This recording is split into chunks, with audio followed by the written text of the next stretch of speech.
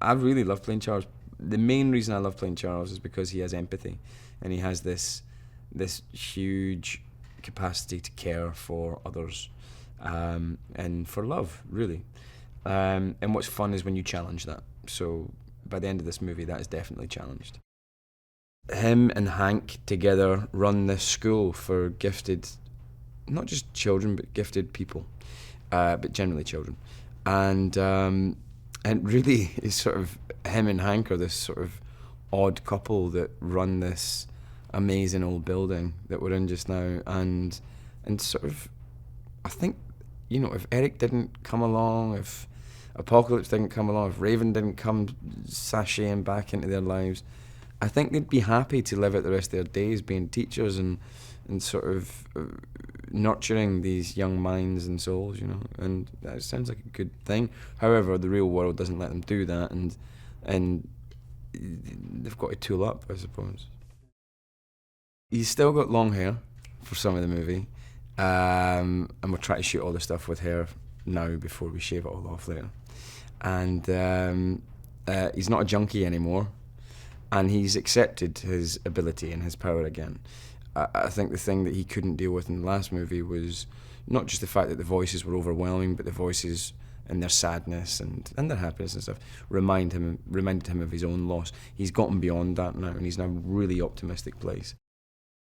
Quite often in X-Men movies, we're fighting ourselves, and we're fighting politics, and we're fighting discrimination and oppression and misunderstanding of different people from different backgrounds and things like that. And that's what I love about X-Men.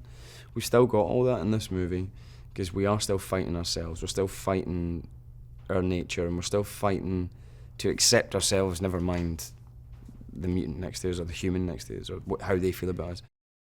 The Apocalypse has lived for a gazillion years, and he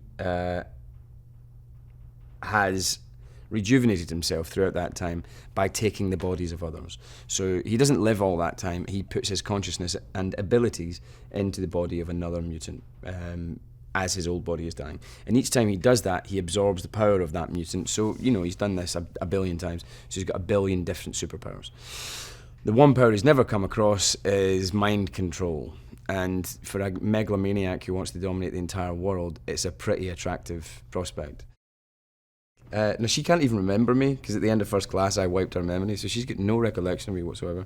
She has, in the interim, found out about me and found out about the school, and she's fascinated by it because she has this burning desire to find out about mutants, whether that's because that's just who she is, and I suspect it is, or whether it's because there's some little germ of knowledge inside her that is bursting to try and grow and remind her of all the things that I took from her.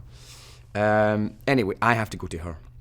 She's gotten on to something in downtown Cairo that is going to lead to the emergence of Apocalypse and all that kind of stuff. And I find this out, so I decide I need to go and see her. After what happened in Washington in Days of Future Past, she became the poster girl for a whole new species. She became the heroine and the hero of that moment, and literally became the poster girl on posters all over the world, saying she is the hero, the heroine, she is the one that saved the president, she's the one who's introduced us to this whole brave new world, filled with people with powers and stuff like that. And she lived that role for a couple of years, but then saw through that facade and actually thought, people are still being abused and hurt and torn away from their families simply because they're mutants. So she decided to throw off that cloak and sort of reject that mantle, really, and go back to being the littlest hobo and travelling incognito and helping where she could on a smaller scale. And what brings her out of that is that when she finds out what's happened to Eric.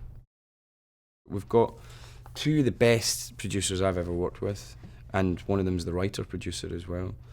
And the most collaborative and present and industrious and conscientious of producers. Allied to that, you've got a great visionary in Bryan, who I think understands not only what we're trying to do now, but everything that came before, because he was the father of it, and so a lot of it's second nature to him as well, and it's territory he's tread, and it's territory that he's constantly trying to reimagine and keep vibrant and vigorous and exciting. Simon always says something really nice. Simon Kinberg always says, like, nobody understands these characters like you guys do. And that's something that I hope the new cast will come to have as well in maybe 2 or 3 movies' time. They'll have that feeling where you really do understand who the character is, and not only who he is as written, but where he needs to go, and where is it going to be exciting and fun for him to go, or her to go. And that's, I don't know, it's just such a, I'm proud to work with those guys, because they're so good, but yet they seem to think we're good too, and that's it makes me feel good. Because the thing about X-Men that I think separates it from a lot of the other superhero movies is the emotional drive and the emotional content that is to be found within the relationships of the movie. And I think they're often quite adult and mature relationships. Even when it's the younger cast members that are playing those characters, it's quite often quite mature and real world stuff that they're dealing with. So hopefully they're going to get some good bang for their buck and some good, summer blockbuster action, good fun, which I love too.